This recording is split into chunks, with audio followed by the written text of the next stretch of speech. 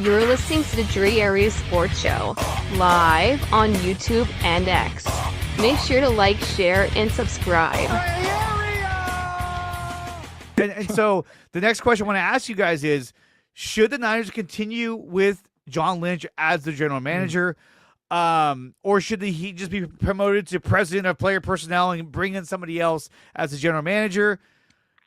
Has this ship sailed on the decisions that he's making personnel-wise in the draft and in free agency? Aaron? I mean, when they brought him in, he was inexperienced, right? And now he's been here almost a decade. Yeah. I think that is not ridiculous thinking on your part to essentially, which they kind of did already, promote him to president. I would love a different set of eyes to come in here and help them with the draft, because they missed pretty regularly early in the draft over the last 3 to 4 seasons, and it's catching up with them. Your stars can only go for so long until you got to have something coming down the line on the conveyor belt of talent that is going to eventually be like, okay, this guy's diminishing, but we have a new star now. That's why a pick like Pearsall, who hasn't done anything in 2 years, is such a miss, because you were expecting him to kind of, you knew Debo was leaving, right? So like he was supposed to kind of elevate into that position and you were not going to miss a beat, but he never did that. So now they're still in the same place, if not worse, because now we don't have Ayuk either. So it's like these misses continuously missing. They catch up after a while. I would love to see somebody else take his place and him still be within. He'd still be in the draft room. They'd still have their videographer watching them and calling everybody and stuff with Jed looking super uncomfortable. But like, yeah, I think it would be great for them. Are they going to do it, guys? No, not going to. Not. I'm going to ask Sterling what he thinks as well, but I wanted to share this with Aaron, because this is just sums up the season for Aaron right here. There we go. George Kittle and Jake Tonjes. I saw that, and I'm like, or back at the facility, like, hey guys, that's so next season. That is so sad. Oh my God. Do you know that the Niners made it onto the Joe Rogan show?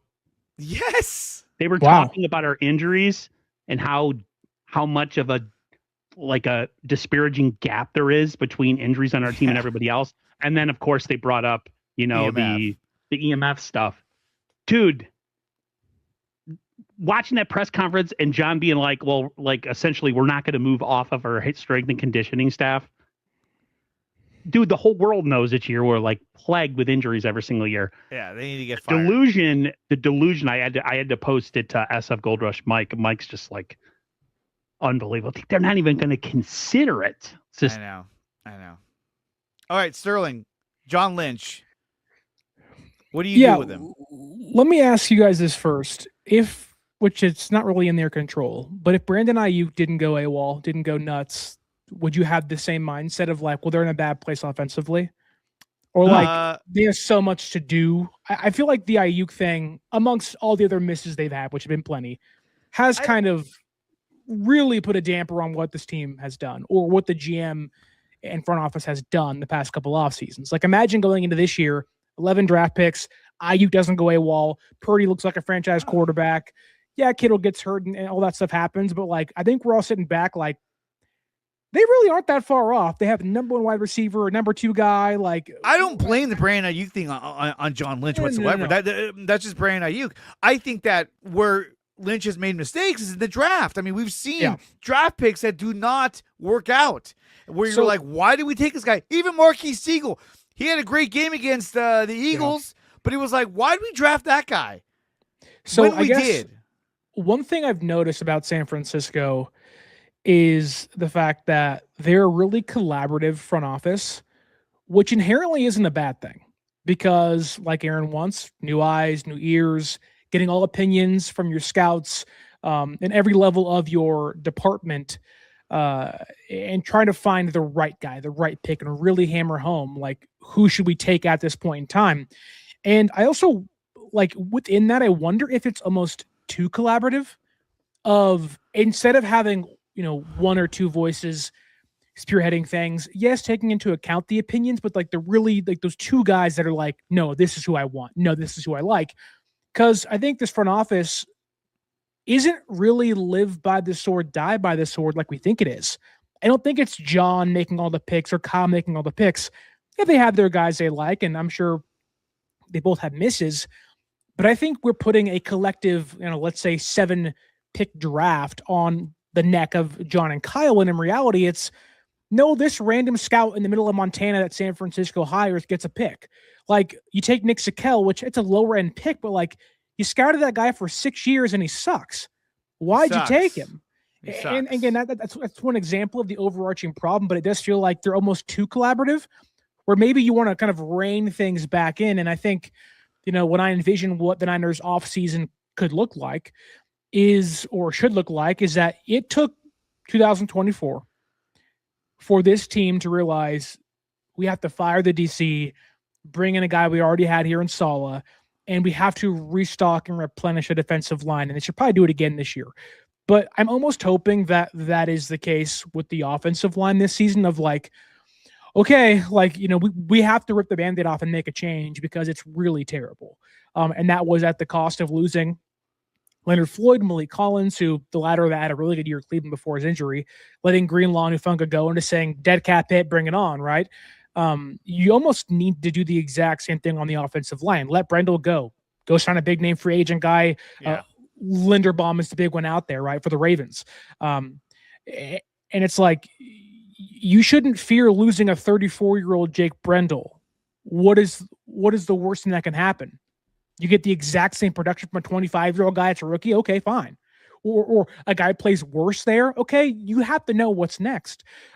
Losing Burford to me isn't that big of a loss. Yeah, you want to bring some continuity back, but whatever. It's like, I don't put the misses on John Lynch as much as others do, because San Francisco is so collaborative in that room where it's like, it's not one guy making the choice. It's the 15 guys all have a voice there, which maybe is the problem. No, but the thing is that at the end of the day, the responsibility falls on his shoulders. And so he has to answer for those missed draft picks where you're like, what are we doing here? Yeah. Aaron, I feel like they're too comfortable. There's a lot of glad handing going on with them because Jed's in there. Kyle and John are so like they're so tight because of what happened with the Harbaugh situation. Like freaking like Jed has been like so afraid. Like there's nothing that's scaring John or Kyle if they have a bad season. Or that seemingly changed though last offseason with the penny pinching and the cutting of the defensive players basically. But that came back to bite him in the ass too, because they could have used. Did it though? I mean, look, they could have used either Malik Collins or Leonard Floyd. They could have used either one of them. It's 33-year-old guys. I don't think either of those guys would have had little to any impact this year. They would do the exact same thing, went the exact same place, and as far as they went, with all of the guys they cut on the roster this year, in my opinion. I feel like when there's too much comfort in how things are done, just the way watch the press conferences after the draft every year.